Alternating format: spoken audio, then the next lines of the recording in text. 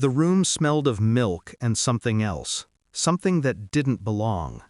The lullaby was still playing from the baby monitor, a soft hum over the static. My hands shook when I turned it off, but not from fear. Fear comes before the act, not after. Now it was silence that pressed against the walls, heavy and watching. The child lay still, wrapped too tightly, like a secret I'd already rehearsed to bury.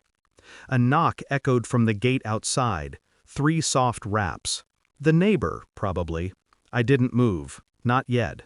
The lie wasn't ready. I fixed the blanket, smoothed my hair, and whispered a prayer I didn't believe in. The house, once filled with laughter, now smelled of sin. And in that stillness, I thought, if no one screams, maybe it wasn't murder. They came the next morning, quiet, polite, pretending it was just routine. A doctor, a constable, and a woman with eyes that searched corners more than faces. They said the baby must have stopped breathing in her sleep. Tragic, but natural. I nodded, held my son's picture close, and let the tears come on cue. But grief is a costume, one I wore too well. Still, something in their tone shifted. The woman noticed the bottle wasn't near the crib. She asked why the formula tin was still sealed. I smiled faintly, said the child had eaten earlier. She didn't look convinced. They took notes. I offered tea. They left with soft condolences and sharper eyes. When the gate closed, I felt the air return to the room, stale and thin. I told myself it was over. But guilt doesn't leave quietly. It lingers, like perfume on skin. Days passed in fragments. The house grew louder in its silence. The daughter-in-law's photo still hung in the hallway, her smile bright, naive, undeserved. I caught myself talking to it sometimes, explaining, justifying. "You were stealing him from me," I whispered once. "You made him forget who he was." But I wasn't the only one cracking. The neighbor stopped greeting me. The doctor returned for clarifications. And at night, I'd hear the baby's cry in the static of the monitor I forgot to unplug. Sleep fled. The walls breathed. Every corner held a memory I couldn't erase. I told myself it was mercy, that the child was spared a life of lies. But deep down, I knew. Mercy doesn't hide in blankets. It confesses. And I was still lying. To them, to God, to myself. It wasn't the police who found the truth. It was my son. He came home unannounced 2 weeks earlier than expected.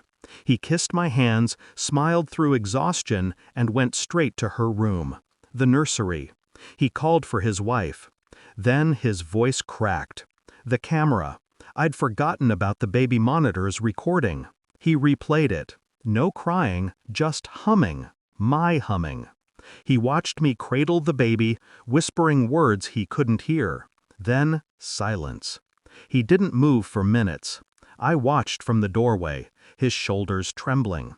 Not in rage, but disbelief. He didn't look at me when he said, "Why, Emmy?" There was no answer that fit in a mouth so used to lying. The only sound was the lullaby playing again, soft, cruel, infinite.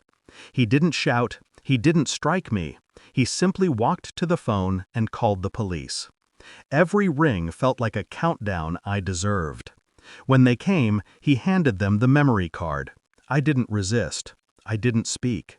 Sometimes justice doesn't need a courtroom, just proof. As they led me out, neighbors gathered like moths around a flame. Their whispers pricked, but none cut deeper than his silence. He wouldn't meet my eyes. And that hurt more than the handcuffs. Inside the police van, I looked down at my palms. The same hands that once fed him, bathed him, blessed him. Now they trembled under their own weight. I had lost him long before the crime. I just didn't know it yet. Prison is quiet at night.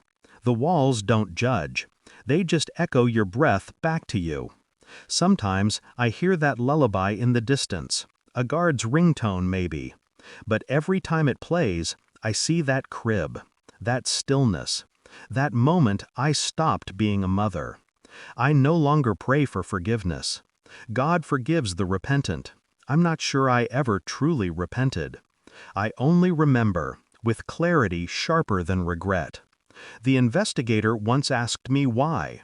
I told her the truth. Because love, when poisoned by envy, stops being love. Now I spend my days sewing blankets for infants in the prison workshop. Each stitch feels like a confession I never gave. And when the siren marks another night gone, I whisper to myself, justice was never about mercy.